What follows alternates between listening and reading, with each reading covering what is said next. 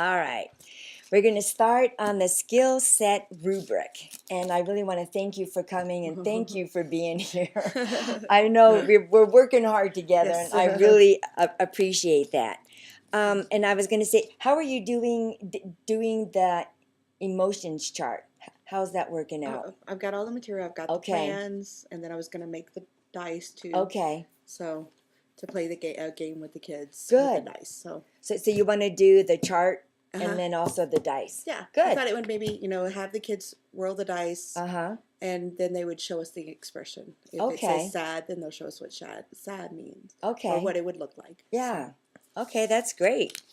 As you think about our class, is there anyone like in our class that you think that can really benefit from the feeling chart and talking about our feelings? And Oh yes. who would you think would be, I was thinking Avery. okay, Avery? Yes. Now, how do you see that would help her? Well, because there's times that she gets frustrated. Yeah. And she has a hard time expressing and letting us know. Okay. So I think that would help her. Mm-hmm.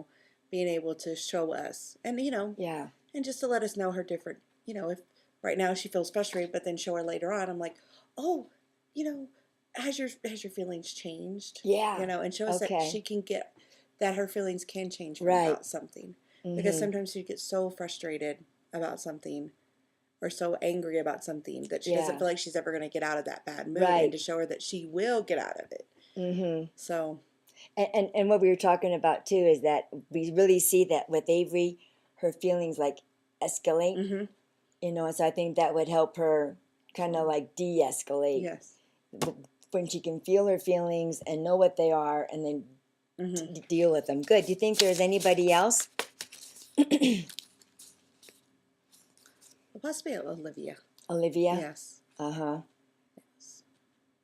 I think that she would benefit from that too, because she, just to teach her to express her feelings a little bit more, and to maybe help her when she's frustrated or angry to come down from it. Okay. And how it makes her friends feel Right. when she yells at her friends, or Mm-hmm. she talks loudly at our friends. Yeah. How it makes them feel. Yeah. So that would be good. Good. Okay, as you reviewed the handouts, and read them, was there something that like stood out to you that we could use in the classroom, or like stood out to you that was beneficial? Well, right now I was like, when I was looking through the papers. Yeah. I like that with the game they were talking Okay. about how it expressed to teach the kids how to express, or to find out what the kids know about feelings. Okay. The different emotions and stuff like that. So I thought that would be interesting. Good. So Okay.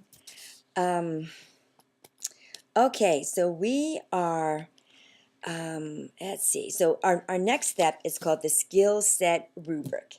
And we're gonna read this. And how about if I read the introduction? I'll read, and then you can read the directions. Okay. And then we'll talk about the scoring, okay? So the introduction, the skill set rubric is used as a fidelity checklist to support the coachee in learning the individual skills included in the evidence-based strategy practice. The skill set correlates with the coachee coach circuit learning objective. Now, does that make sense to you, or is that, or do you have any questions about that? Is it clear as mud, or you need me to say it in a more... To the checklist to support the coaching and learning.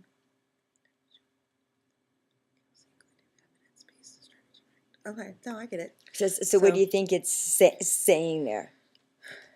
So it's a checklist for me to know what to support me in learning the individual skills. To learn what is the best way to teach the kids the feelings. Right. Like Right. So. Good. And so it's a very and it's with the fidelity where it's with the pyramid plus approach, where they give you very clear. Yes. Yeah. Okay. Good. Okay. The directions. The SSR template must be fully completed, including individual skill descriptions and rubrics. The SSR is collaboratively collaboratively developed by the coach and coachee at the end of the coaching on topic activity. The coachee uses the SSR to track the candidate's fidelity to the skill and modeling. Next, the SSR is completed by the candidate and coachee together in the behavioral rehearsal debrief. Finally, the candidate will score the coachee using the SSR during live coaching. The SSR is modified collaboratively by the coach and coachee as needed in the modeling, behavioral rehearsal, and live coaching. Right. So, do you understand that what that's saying? yeah, just a different. So we're going to be working together, right, to to develop. The how-to. Yeah, the how-to. Yes. So what we were working up before is the when and what it meant, Yes. and your goals and your learning objective, and so the skill set rubric is something that we work together and do it easy step by step, the basic and 1, 2, 3, and then and so that helps me, like, or you, like when you observe me, then you have, but like, something to observe, like, oh, is she doing that? Nope, she didn't do that. Oh, yeah, she did, so it keeps us on track, and it keeps us, to really teach purposefully. Okay. So the scoring, the met, the partially met, and the unmet, that's what it means.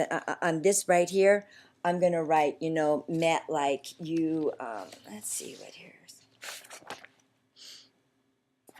Okay, like this is an example, just to give you an idea of when I was coached, that I did the learning the friendship skills, to teach the children. And so, the skill description was like give the lanterns to wear for the morning meeting and indicate that their small group, what it is, because they were in different small groups. And then the met was the lanterns were given in the designated small group time. None of the activities are completed as outlined in the skill description. So that's unmet. Okay. So I'm going to go ahead and do that, but we're going to figure out here what the A, B, and C, D, Okay. to break it down of how we can teach it to the children. And so do you want to read what your learning objective is? Steph will work daily with the children for 2 weeks at meeting time, large group, to teach them how to use the feelings chart. We will know that the children can use the chart when 6 of 11 children can label their emotions and tell why they feel the way they feel for 3 days in a row. Okay, good. So that's our learning objective. And so the skill, description, and this is how we're going to work together. We're going to start basic, and we also need to remember that it needs to be measurable. Okay. Like just not share emotions, but like to be more specific. That like why when they put their happy. Yeah. Why are you happy? Yeah. Why are you happy this morning? Can you tell me why? Right. Ask questions. Yeah. Okay. Good. So, what would you feel would be the first thing that we need to do in the skill description? The first would be to explain the different emotions. Okay. Or would it be, or what would come before that?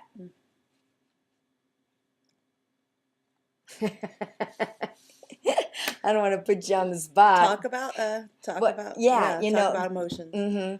So, like maybe, but what we could do is when I, in the, just like in the basic, because first they have to see what the emotions are. So we can show them the chart. Yes. That we're going to use. So show chart, show them the chart. Show them the chart that we're going to use. And it could be the chart and also the dice. Okay.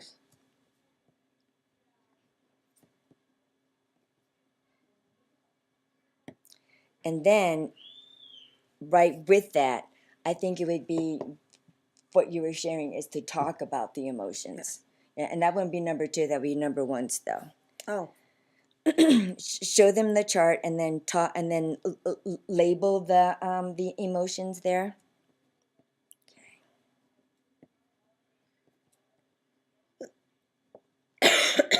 Okay, so that's 1, and then 2. What do you think would come after that?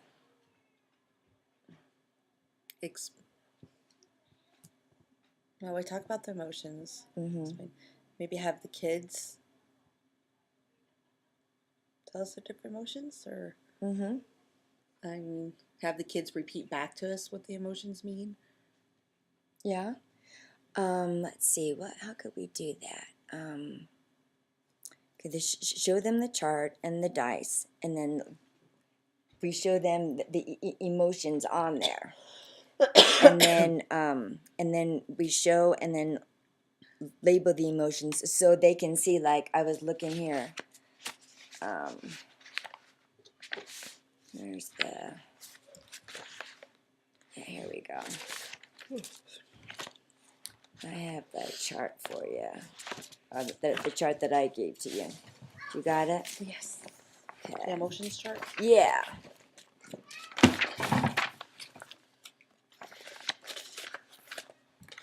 So there's this one. Okay. Did you have the pictures? The pictures should be right here. Okay.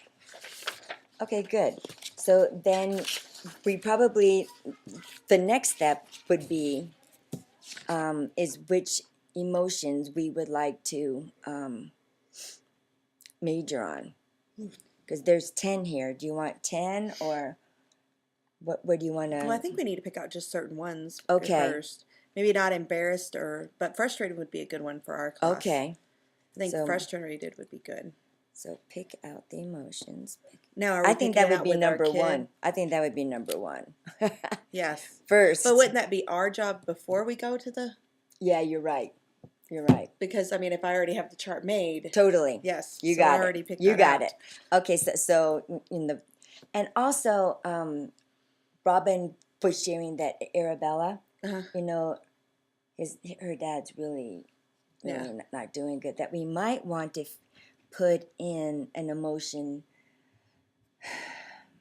sad or like a grief one, you know, or like something maybe the lonely one, because if he does die, she's going to be they're going to experience loneliness too. Yeah. Do you think so? Hmm. So she was saying that it would be good to incorporate Another. One that she would be able to identify that would enable her to, because we don't know what is going to happen. Right. We really don't. But I think it would be good for her to be able to identify that. Yeah. So. And to talk about it. Sort of sad and lonely would probably be. Yeah. Or. I don't know how we would do grief. Or. What? I don't know. I mean, I was just thinking, at her age, that's what I would think would make. And frustrated. She might feel. I mean, a lot of them. I mean, a lot of these are what she's going to feel. I mean, she's going to be frustrated. She's going to be sad. She's going to be scared. Yeah. And mad. Lonely. She's going to be feeling them all. Mm-hmm. So that would. I was thinking that we need to really be mindful of Arabella, because I think she's been gone for 2 weeks and she's going to be coming back. But I want her dad to be okay, but just to help her through this. Yes. To be able to express it, and I think that would be good. Yeah. And, so let's just understand that to be. Think about that. Right. Yeah. Okay, so we show them the chart and the dice and label the emotions. Then, I'm going to stop this. Oh, yes.